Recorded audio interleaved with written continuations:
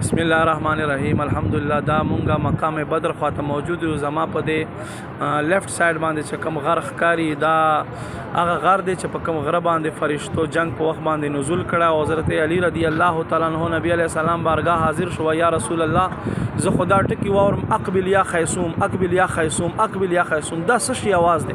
نبی پاک صلی الله علیه و آله وسلم ورته فرمایل دا جبرئیل دی او خپل بوراک باندې ناشته او بوراک نوم خیسوم دی. غته وای چې مخ کې سا وای ها قربان مونږ ګورو چې کله کافر ته مونږ تور را اوچته کو مونږ تور را اوچته کړی نه چې سره ښکته پروتي. وای دا فرشتو طاقت چې الله 15000 فرشتي را لېګل دي او تاسو نه مخ کې الله رب کریم سټونه وهي. په دې ورځ باندې د کفارو غرور او تکبر الله په خاورو کې ملاو کړل او مسلمانانو ته الله رب کریم یو عظیمه فتح ور نصیب کړل چې قران مجید ته الله رب کریم دې ورځ ته یوم فرقان ویل دي چې دا د فرق والا ورځ د حق او باطل په منځ کې الله مسلمانانو ته ډېر لوی فتح ور عطا کړه. دا هغه مقام دی دلته شهدا پراته دي او مخامخ په دې میدان باندې د کورونا اخوا جنگ شوی دی. الله رب کریم دې دوی په صدقه موږ مغفرت نصیب کړي.